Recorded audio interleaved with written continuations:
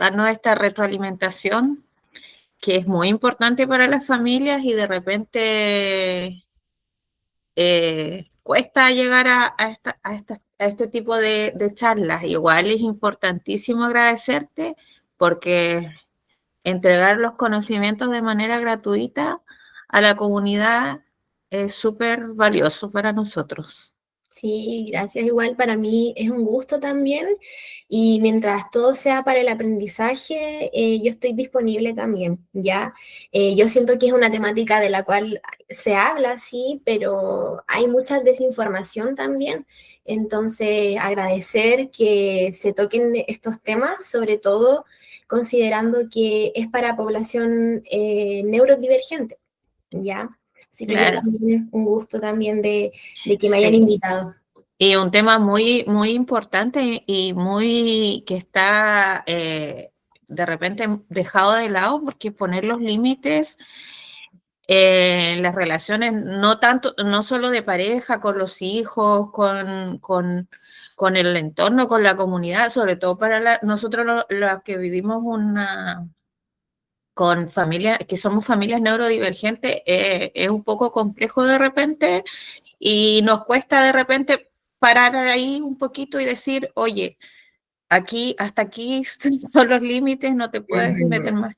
Así que nada más que agradecer, porque yo siempre digo, las profesionales que nos están brindando estas charlas nos regalan un tiempo valioso de su tiempo, o sea, sobre todo sus conocimientos. Entonces, eso es importantísimo para nosotros como directivos de las agrupaciones y para las familias en general, porque no todos tenemos como los recursos o las instancias como para ir a una charla presencial y informarnos de manera profesional de estos temas que son tan importantes hoy en día en la sociedad, los límites con la pareja, con los hijos, con la comunidad en general.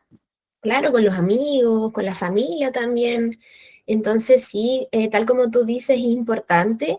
Y también, qué bueno, y me gusta que tengan esta dinámica de hacerlo online también en un horario más tempranito, porque así también la gente tiene tiempo para conectarse, a lo mejor desde su trabajo, no sé, un ratito, ya como son online.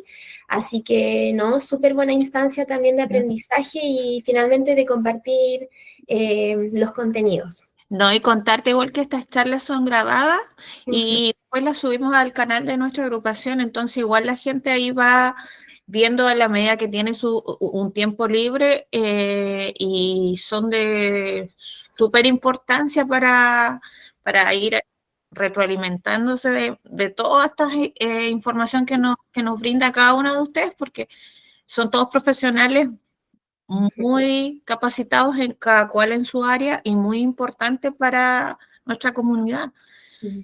Entonces, súper agradecidos de todos ustedes que nos brindan este tiempo y voluntario para nosotros.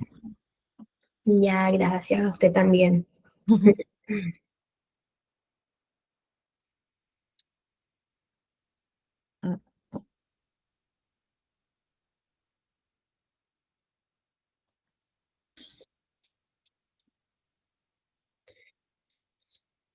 Igual, no sé si esperamos unos 5 minutos o quieres.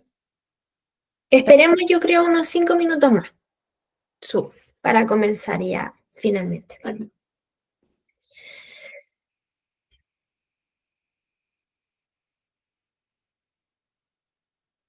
Bueno, sabemos que tú trabajas en Casa del Árbol, uno de Sí. nuestros centros muy, muy bien valorados y muy importante para nosotros. Sí, yo trabajo ahí en Casa del Árbol, estoy, bueno, para ser más específica, estoy miércoles y jueves en Puerto Montt, ya en Colón se llama el lugar, y estoy lunes, martes y viernes aquí en la ciudad de Puerto Varas, en Biobío, dirección Biobío. Sí.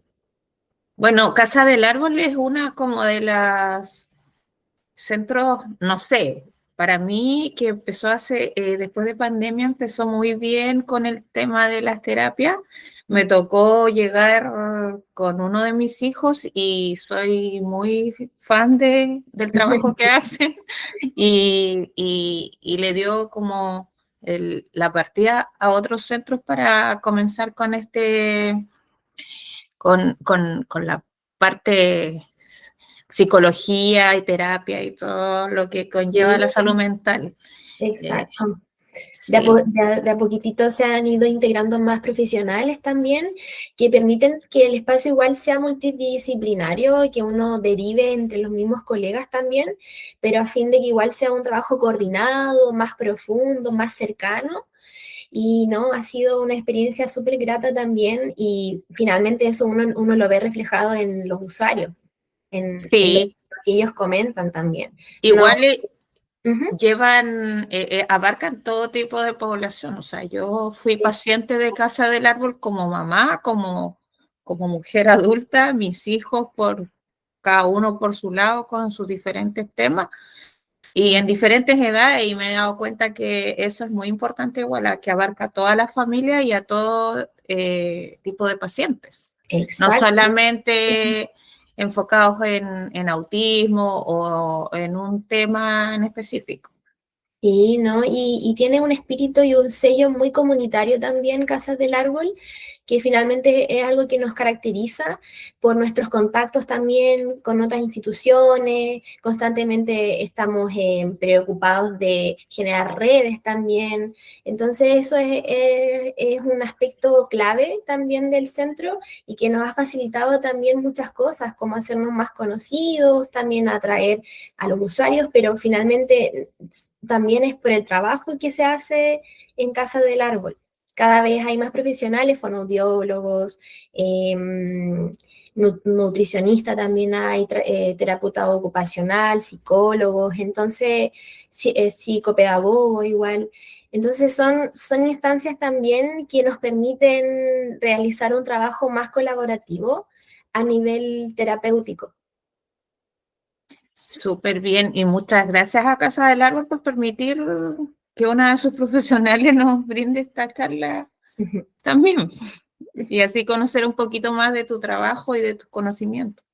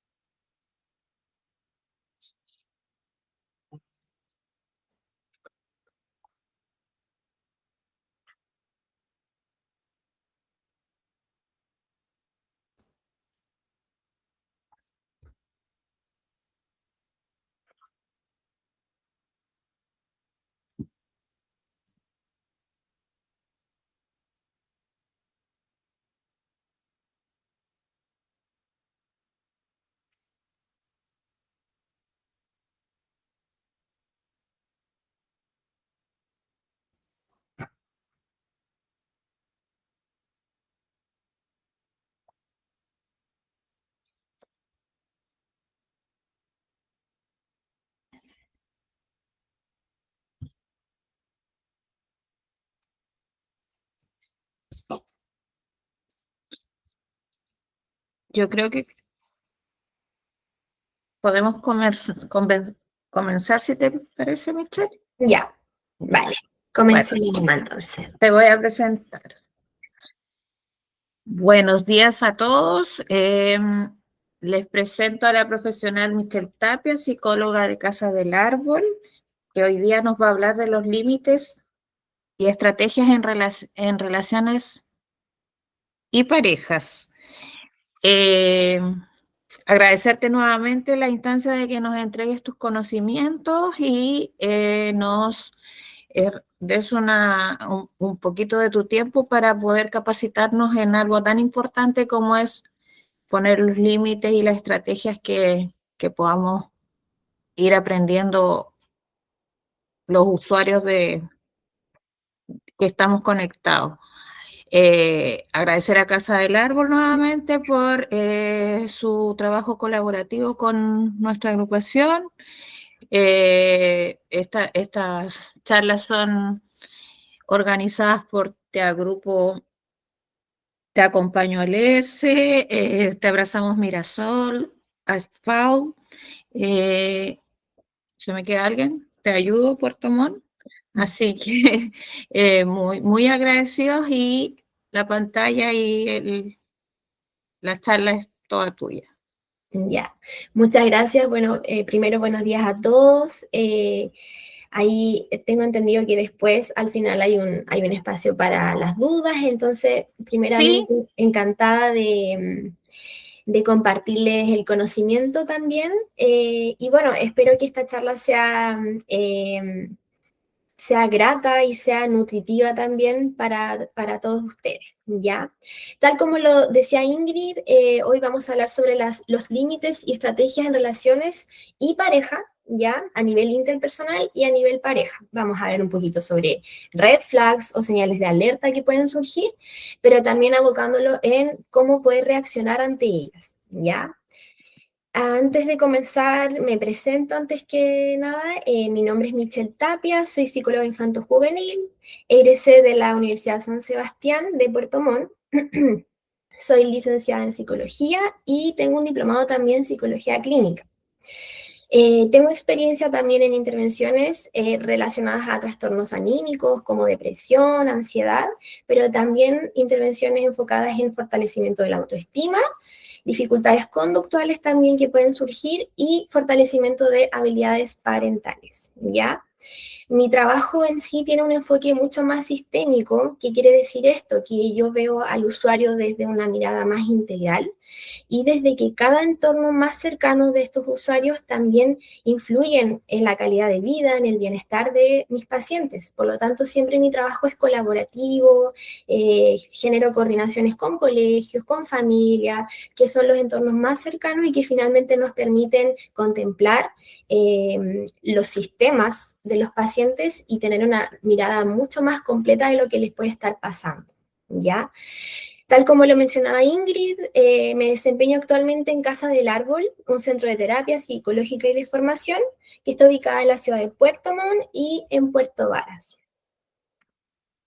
Ya a modo de introducir un poquitito, vamos a hablar en este taller sobre el concepto de neurodivergencia, también relacionándolo con las relaciones interpersonales. Vamos a hablar un poquito sobre qué son los límites finalmente, qué es un límite saludable, los subtipos de límites que muchas veces uno no sabe muy bien cuáles son las categorías y cómo identificarlos. Vamos a hablar de las señales de alerta o red flags también en las relaciones de pareja, de amigos, interpersonales, de familia también, ¿por qué no? Y finalmente de estrategias para conformar relaciones interpersonales mucho más saludables, ¿ya? Al final vamos a hacer una síntesis, una reflexión un poquitito sobre lo que se habla en el taller y generando también una reflexión sobre la importancia finalmente de profundizar en estas temáticas, ¿ya? ¿Qué es la neurodivergencia? Ya un tema muy tocado hoy en día, un tema de lo cual a lo mejor se habla, sí, pero muchas veces hay dudas, hay vacíos también en la comprensión finalmente de qué es este concepto. Ya, yo aquí les comento que hay una persona que se llama Judy Singer, que es la pionera en ocupar esta terminología, ¿ya? Ella es pionera en ocupar este término para decir que es más bien un enfoque, es una forma de mirar al ser humano desde la diversidad de sistemas nerviosos que existen, ¿ya? ¿Qué significa esto? Que así como hay culturas, formas de vida distintas, muy diversas a lo largo del mundo, también hay cerebros muy diversos y eso no significa que sea una enfermedad, sino que es más bien una diversidad de funcionamientos a nivel cerebral que nos hace distintos a los demás.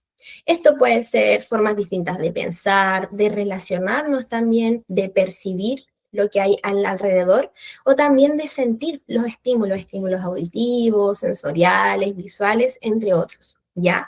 Entonces esto no constituye como tal una enfermedad, sino que más bien es una forma distinta de vivir y de procesar la información que ocurre en nuestro alrededor.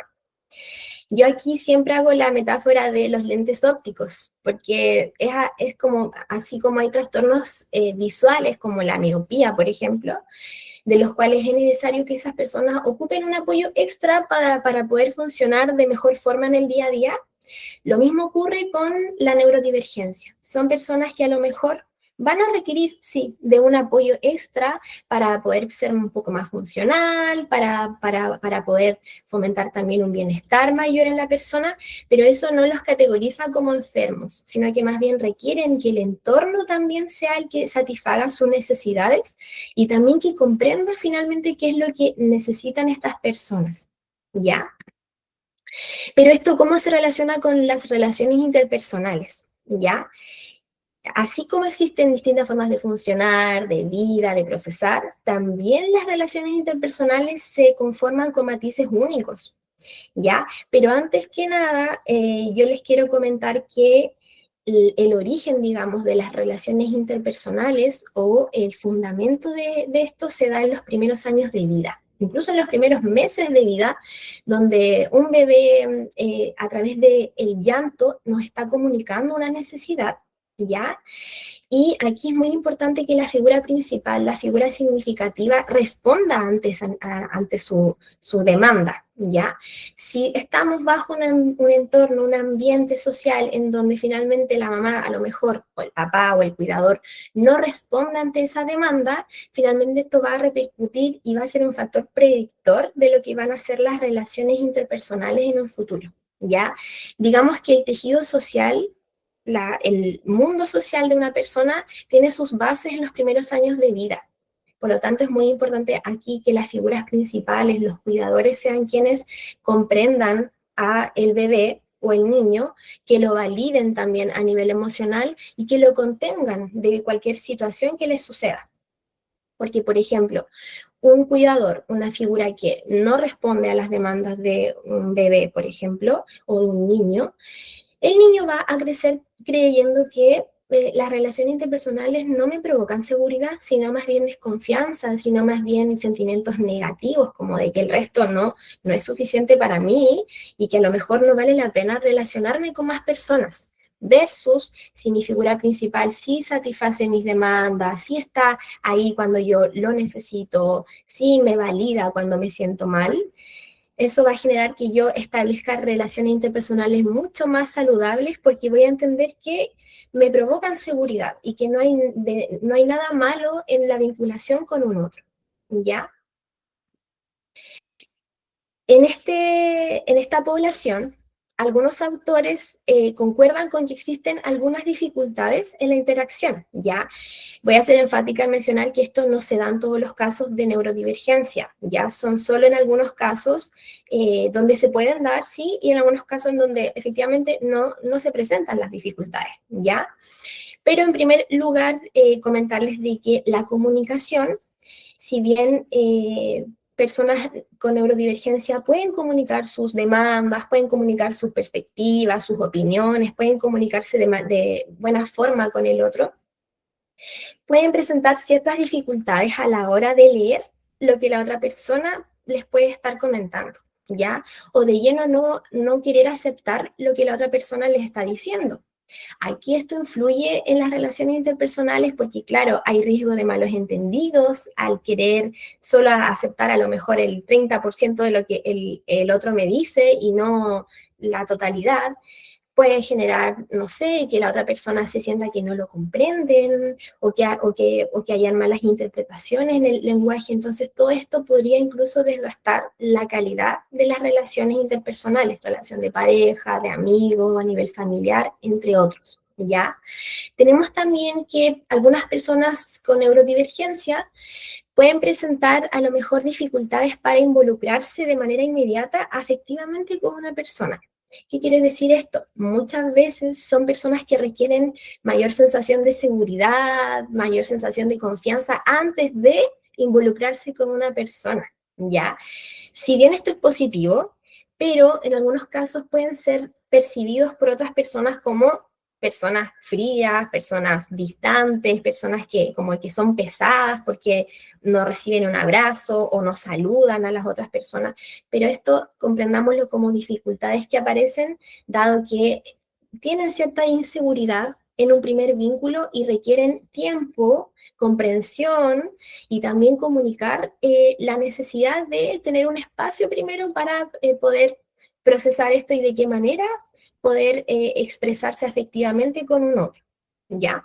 Y finalmente tenemos que son personas que en muchas ocasiones no les gusta involucrarse en conflictos, ¿ya? Ya sea porque se sobreestimulan con las discusiones, ya sea porque de lleno no aceptan esa atmósfera que se genera al discutir, o porque simplemente no pueden leer de manera completa, a lo mejor, aquello que se conversa o se dialoga en una discusión. ¿Ya? Y esto lamentablemente puede generar que en ocasiones a nivel relacional queden temas sin resolver, queden problemas ahí sin completar, sin concretar, sin hablar. Y esto claramente que a lo largo del tiempo, si se mantiene, puede dañar la relación. Ya puede dañar también la calidad de la relación en el sentido de qué tan bien o cómodo me siento con este vínculo. ¿Ya? Pero también tenemos fortalezas en las relaciones interpersonales en esta población, ¿ya? Son personas que se caracterizan por ser muy honestos, muy sinceros, muy leales. ¿A qué me refiero con esto? Que en ocasiones son percibidos como que, claro, a lo mejor son muy directos, muy sinceros, van directo al grano, cosa que la sociedad hoy en día a lo mejor no estamos acostumbrados a que nos digan las cosas tan tajantemente o de manera tan directa, ¿ya? Pero finalmente si uno le da una vuelta es algo positivo porque nos permite también promover o fomentar que la relación también sea de confianza, porque yo entiendo que esa persona me está comunicando lo que realmente siente y no lo está un poquito disfrazando.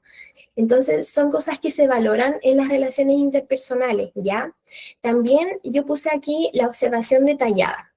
En algunos casos son personas que, por ejemplo, personas con rasgos del espectro autista o trastornos de déficit atencional, finalmente puede ser que sean personas con una percepción más aguda, ¿ya? Que se concentren en los detalles, que cualquier mínimo cambio en la rutina, algo que se desajuste, ya ellos lo notan inmediatamente.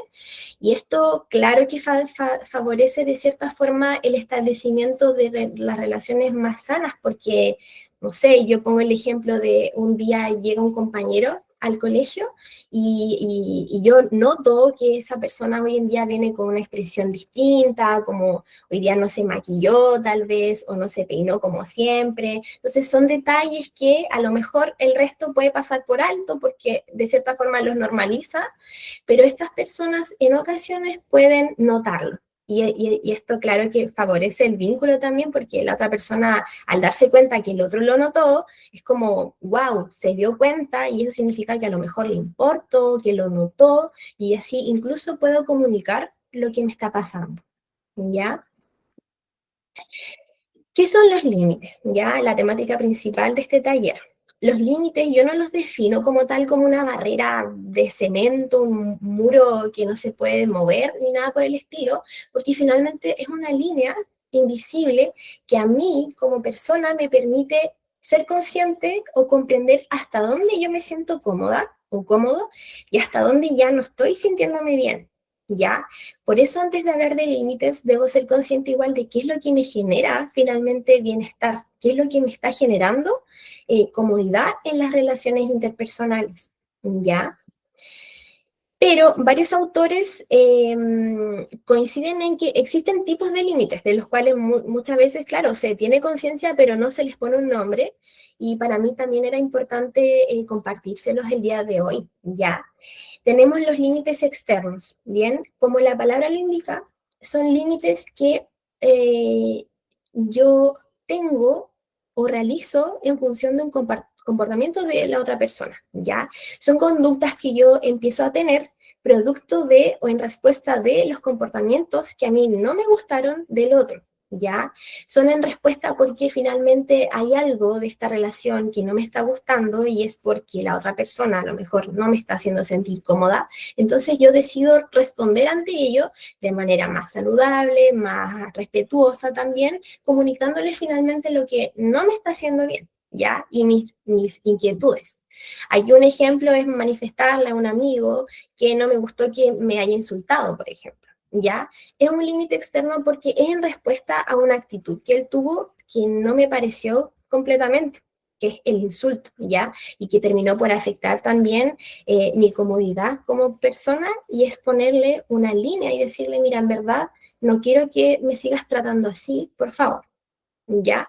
Tenemos el límite psicológico, que yo lo defino como estos límites mucho más internos, ¿ya? Es como un filtro que todos tenemos que nos permite pensar y reflexionar de hasta dónde quiero soportar, ¿sí? Y hasta dónde ya quiero empezar a bloquear lo que ingresa o lo que está haciendo la otra persona, ¿ya? Es un límite psicológico porque yo no lo manifiesto como tal. A diferencia del límite externo, yo no lo manifiesto ni le doy una respuesta a esta persona así como no me gusta que me trates así, sino que más bien es un procesamiento a nivel incluso cognitivo sobre qué es lo que quiero, qué es lo que puedo hacer con esta situación. ¿La permito y le doy una vuelta o en realidad no vale la pena? Ya, aquí tenemos un ejemplo de, no sé, un amigo critica mi gusto musical, critica el artista que me gusta, pero pienso, y aquí está el límite psicológico, y pienso y digo, es su opinión finalmente, no es algo que yo necesite ni tampoco quiero convencerlo, de lo contrario. Así que no vale la pena darle una vuelta y me quedo con que a mí me gusta el artista, ¿ya? Tenemos el límite de contención, que como la palabra lo dice, es contenernos finalmente. Es contenernos, ser consciente de nuestros valores, de lo que somos como personas, de nuestras fortalezas, pero también es contenernos en el sentido de que me tomo una pausa, o sea, me contengo. Aquí hay un stop y digo, ya, a ver, ¿qué puedo hacer con esta situación? Reflexiono un poquito qué es lo que me está pasando con esto y de ahí decido de qué manera responder. Sí que es verdad que en la práctica de repente esto se olvida o es difícil, ¿ya? Porque muchas veces debemos poner límites cuando ya la situación a lo mejor no da para más y donde ya nos sentimos demasiado pasados a llevar. Entonces, en ocasiones las respuestas, claro, pueden tornarse un poquito agresivas, un poquito que sobrepasen también el límite de la otra persona. Pero la idea es siempre identificar qué es lo que me está generando este malestar y intentar poner en práctica finalmente este límite de contención, de tomar una pausa y a lo mejor responder de manera más adaptativa y no de una manera en que a lo mejor después nos podamos arrepentir, ¿ya? Y el límite físico, que finalmente, tal como lo dice la palabra, es un límite que yo establezco a nivel de mi espacio personal, ¿ya? Para ello yo debo ser consciente de qué es lo que me gusta físicamente a mí, como que me abracen mucho o que me hablen muy cerca o en realidad no me gusta que me abracen y que me saluden de beso. Entonces, primero yo debo ser consciente de aquello que me genera bienestar y a partir de ahí poder comunicárselo al otro, ¿ya? Los límites físicos es ser consciente del espacio personal y finalmente desde de qué tanto queremos estar más próximos a la otra persona. Yo aquí pongo un ejemplo que es aclararle a tu pareja, a lo mejor que no te gusta que te interrumpa o te moleste mientras comes, como que te toque el pelo, que te abrace, porque es tu momento, es tu espacio y donde tú quieres comunicarle que no estás cómodo finalmente con esa interacción en ese momento, ¿ya? Pero finalmente, ¿qué son los límites saludables? Ya, yo aquí pongo un esquema que para mí es muy clave, entendiéndolo para explicar qué es un límite saludable, porque claro, finalmente son reglas que establecemos con un otro para cuidar de nuestro bienestar, ya, en esa interacción. Pero para ello, claro que es importante que tengamos conciencia, que tengamos claros de qué es lo que nos genera bienestar. Pero un límite saludable no es sinónimo de un límite rígido, por ejemplo, o un límite como demasiado tenso, una barrera que yo pongo definitivamente, radicalmente con un otro. Tampoco un límite saludable significa ser a lo mejor muy complaciente con las personas, dejar que me pasen a llevar por cualquier situación con tal de quedarme callado y seguirle a la otra persona, sino que más bien todo, pero todo va a depender de la situación que se presente en ese entonces y de cómo es el vínculo, cómo es la relación que yo tengo con esa persona. ¿Ya? Yo aquí, por ejemplo, podemos ver que en un caso de, por ejemplo, un jefe que insulta constantemente a la trabajadora, la denigra, la humilla frente al resto de sus colegas, y esto ya se viene repitiendo meses, por ejemplo, aquí ya es recomendable establecer un límite saludable mucho más rígido, porque es algo que finalmente me está afectando también mi calidad como persona, mi bienestar y a nivel emocional también. Entonces, aquí yo no me muevo por un polo mucho más poroso, porque ahí estaría permitiendo que me siga insultando, que sigan estas conductas, sino que me muevo por un ámbito mucho más rígido, ¿ya? En donde yo me presento ante el jefe y le digo, no me gusta que me trate así porque me está afectando a nivel personal y encuentro que no es justo este trato. Por lo tanto, cierro la barrera y solamente le comunico lo que me está haciendo mal, ¿ya?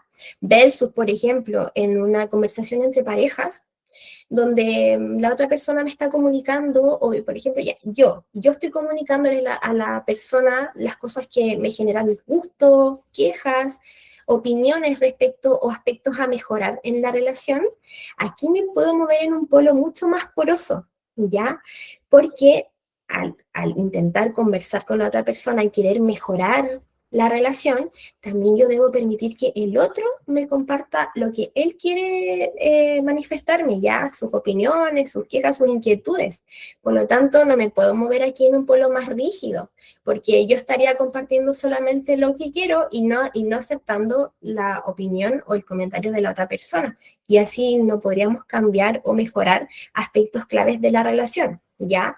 Por eso aquí todo va a depender de la situación que se presente, cuánto me afecta esta situación y finalmente el tipo de vínculo que yo tenga con esta persona. Entonces, establecer límites saludables es muy importante, sobre todo porque a través de estas herramientas para el manejo de conflictos, yo también voy a poder establecer relaciones más sólidas en el tiempo, más perdurables y más saludables también. Porque, ojo, que perduren en el tiempo tampoco significa que sean saludables. Hay relaciones que han perdurado, pero en base a discusiones, terminan y vuelven. Entonces, claro, aquí el establecimiento de límites más saludables nos permiten tener, claro, las herramientas para manejar cualquier tipo de inquietud de manera más sana, pero también establecer relaciones con más calidad, ¿ya? De esta forma también evitamos abusos, evitamos inquietudes, maltratos también que puedan perpetuarse en el tiempo, pero aquí hay un aspecto que para mí, a mi parecer es el más importante, que es que influye en la autoestima. Al ser consciente de mis valores como persona, de aquello que me genera bienestar, comodidad, también soy consciente de mis valores y de lo que quiero yo para mi vida y de lo que no quiero. Entonces esto en el ejercicio va promoviendo también y fortaleciendo una autoestima mucho más saludable en el tiempo, mucho más sólida, ¿ya? Y ahora vamos a la parte que para mí es la más importante del taller, que son la identificación de las red flags o de las señales de alerta, ¿ya? Aquí de lleno va principalmente la violencia física, que la entendemos como estos comportamientos donde se utiliza la fuerza, el uso de fuerza a nivel corporal y con objetos, como el arrojar cosas, el golpear a una persona, el sujetarlo a la fuerza, el zamarreo o el empujar. ¿Ya? Tenemos la violencia psicológica, entendiéndola como estas conductas también o verbalizaciones que denigran a la persona, que la humillan o que la invalidan a nivel emocional, ¿ya? Como por ejemplo, eres una inútil, cómo no te das cuenta, o también puede ser ¿por qué estás llorando por eso? Si no tiene importancia. Entonces ahí, claro, hay una invalidación que es importante también a visualizarla para prevenirla en el tiempo. ¿Ya? Tenemos la violencia sexual también, que son cualquier acto sexual que puede suceder sin el consentimiento de la otra persona. ¿Ya? Aquí vemos como estos comentarios de que si me amaras, tendríamos relaciones de igual forma, o también me he dado cuenta que con el boom de las redes sociales, eh, también se han visto conductas como que difunden fotos íntimas de la persona. Entonces, finalmente esto a lo mejor de repente se pasan por alto, pero es importante darles una vuelta porque nos dice mucho de qué va a ser esa persona en un futuro con sus relaciones, ¿ya? Y es importante también generar intervenciones en base a eso. Tenemos el control excesivo igual, que es esta vigilancia, estas conductas de manipular a la persona, de querer incluso limitar las interacciones también a través de comentarios como no quiero que salgas con tus amigos, quédate conmigo, o dame todas tus claves de tus tarjetas, de tu celular.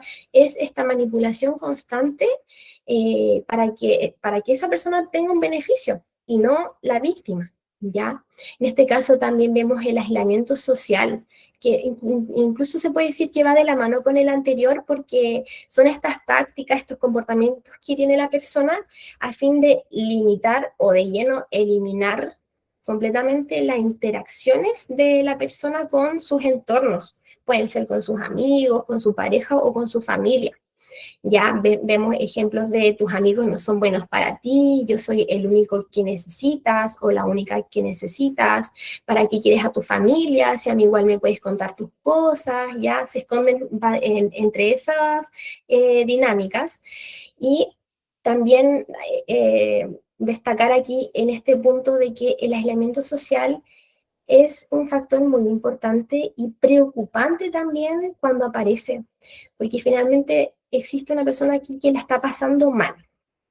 Y si a esa persona le estamos quitando también sus redes de apoyo, finalmente el pronóstico y la calidad de vida empeora muchísimo más. Ya son personas que se sienten solas, que se han quedado completamente aisladas de su entorno y que vale la pena también darle una vuelta para identificarlas también cuando empiezan a suceder. ¿Ya?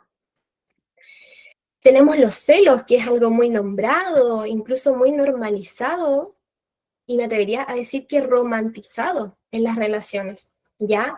Son estas manipulaciones, esta vigilancia excesiva también, o estos comportamientos donde hay incluso acusaciones infundadas, sin ningún fundamento, ante la otra persona, y que finalmente desgastan la calidad de la relación, pero también desgastan a la víctima a nivel psicológico, ¿ya? Porque también caracterizan la relación como por la desconfianza excesiva, como por la mentira, por la inseguridad también.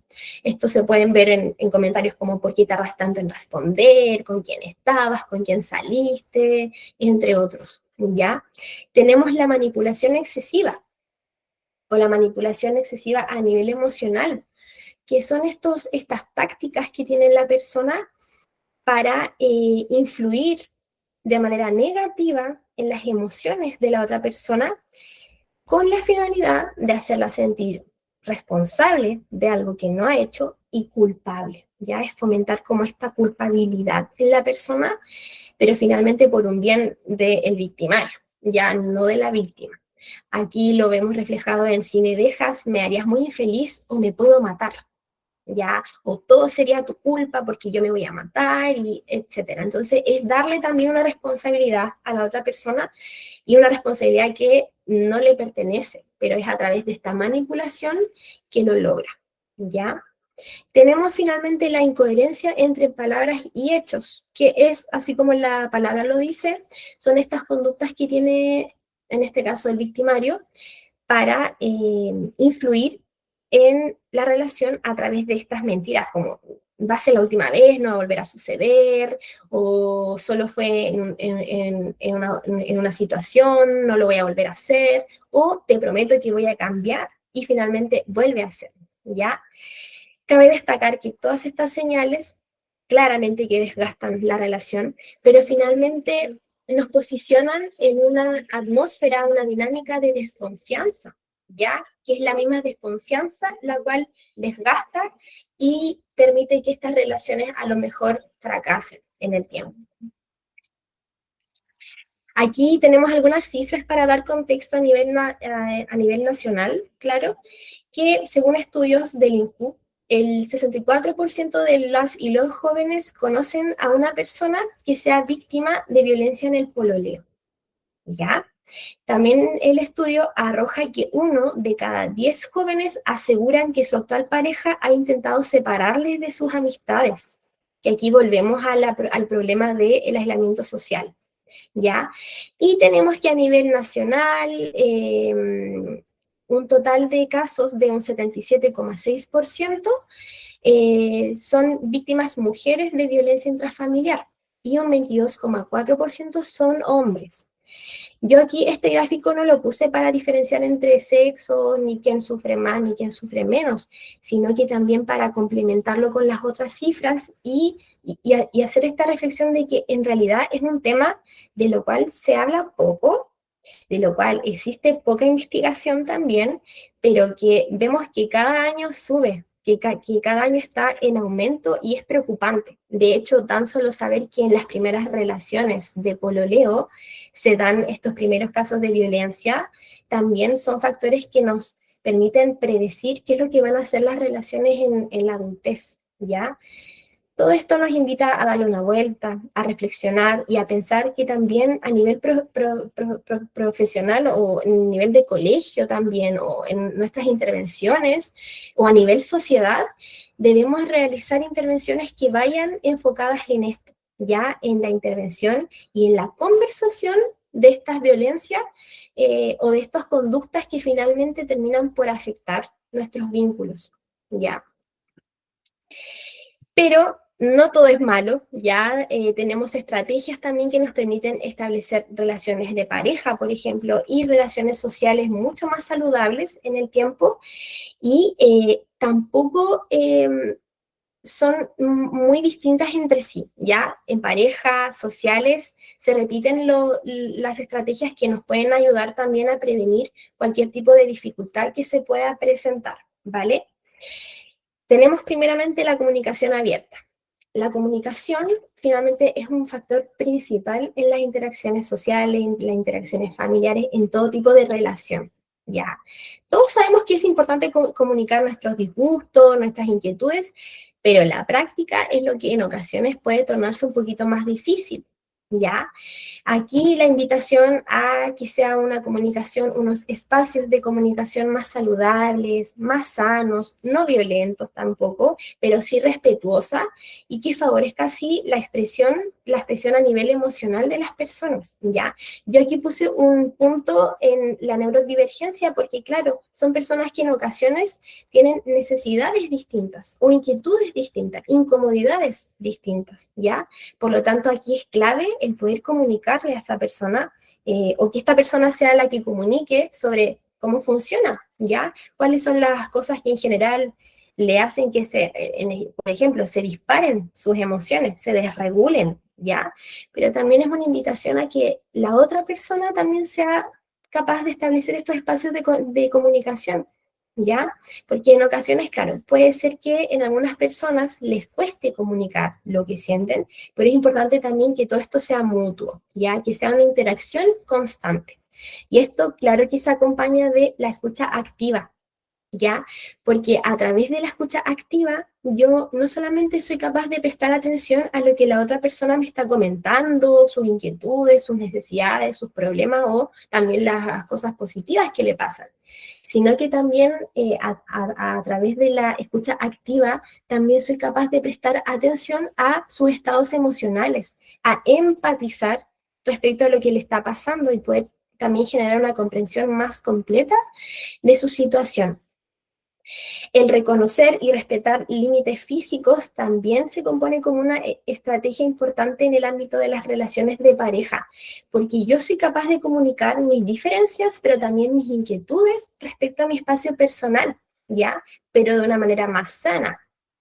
Y esto nos permite comprender también las necesidades de la otra persona y que esta persona también nos comunique las suyas.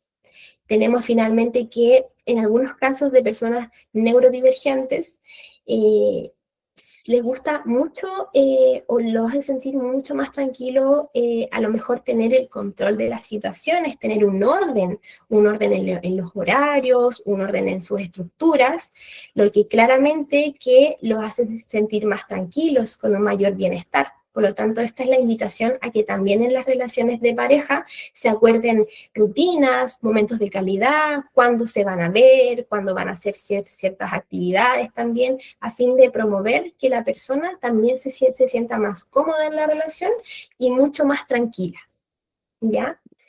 Y en el ámbito de las relaciones sociales también son cosas muy similares, ¿ya? La escucha activa son factores muy importantes porque a través de ello prestamos atención a lo que la otra persona nos está diciendo y nos permite tampoco, o nos permite que no caigamos en esta dinámica de dar por hecho a través de la expresión de la persona y no ir y conversar con ella, como qué le pasa, malas interpretaciones, tergiversaciones de la información también, y tenemos que la comunicación nuevamente aparece aquí. Nuevamente es importante crear un espacio para comunicarnos, para compartir mis opiniones y mis sentimientos de manera clara y saludable, sin temor, ¿ya? También mi espacio, tu espacio, que nos quiero decir que es comunicar cuando yo necesito a lo mejor un tiempo a solas, una pausa en mi día, contemplando de que a lo mejor tengo necesidades distintas y que debo comunicarlo, ¿ya? Y que la otra persona también sea capaz de comentar y compartir cuando requiere un espacio a solas, cuando requiere salir a caminar sola, tener a lo mejor espacios de autocuidado para sí misma, entre otros. ¿Ya? Y finalmente, un factor que yo quise también agregar acá, una estrategia, es la autenticidad. La autenticidad, lamentablemente, un poquito que se ha perdido en las relaciones, ya sean sociales o de pareja, ¿ya? Porque en ocasiones las personas funcionan como de que no se van a adecuar a la otra persona a fin de que esta persona esté bien y generar una buena impresión tal vez, pero de cierta forma me distancio de lo que realmente soy.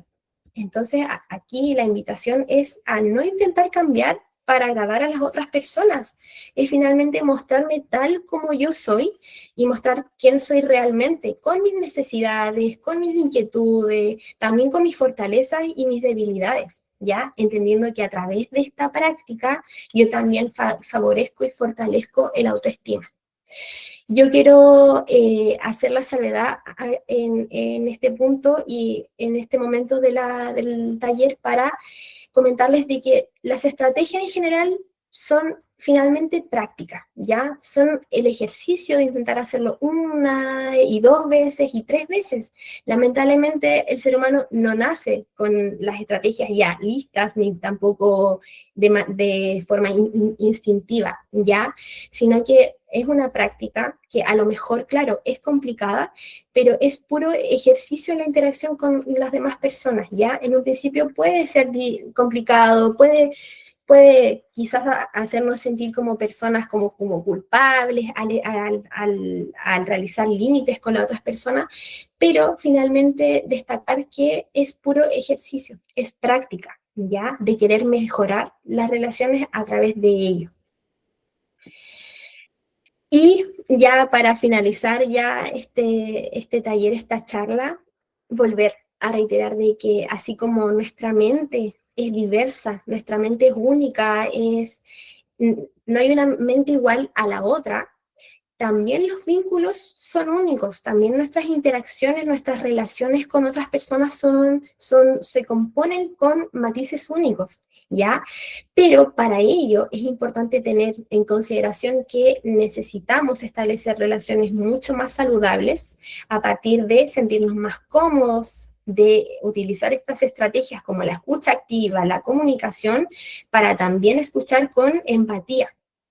Ya, en algunos casos sí que es difícil el poner en práctica esto, pero para ello es importante también que tengamos claros nuestros límites como persona y establecerlos con un otro, establecerlos de una manera saludable. Pero eso no se podría hacer como tal si es que primeramente no somos conscientes de lo que me genera bienestar. Finalmente, lo que me hace sentir bien, lo que me está haciendo sentir cómodo en el vínculo con la otra persona, ¿ya? Aquí tenemos una frase del psicólogo Daniel Goleman que nos dice lo siguiente: el delicado arte de las relaciones requiere la madurez de otras dos habilidades emocionales, la autogestión y la empatía. Finalmente, esto nos invita a reflexionar y a pensar en que para que se genere un equilibrio y una relación más sólida con el otro, debe haber un equilibrio finalmente en lo que yo estoy sintiendo y en lo que la otra persona siente, ¿ya? Solo a partir de eso generamos también interacciones, relaciones, vínculos más saludables en la escucha al otro y en el compartir también mis emociones, ¿ya? Muchas gracias por su atención, muchas gracias por la oportunidad también de compartir mi conocimiento y eso, ¿ya? Muchas gracias a todos los que se quedaron hasta el final. Muchas gracias a ti, Michelle, nuevamente por darte el tiempo y la instancia para compartir tus conocimientos. Vamos a dejar un ratito para las preguntas. Si alguien tiene dudas, agradecimientos, si quiere hacértelos llegar, por ahí están agradeciendo en el chat. Ya.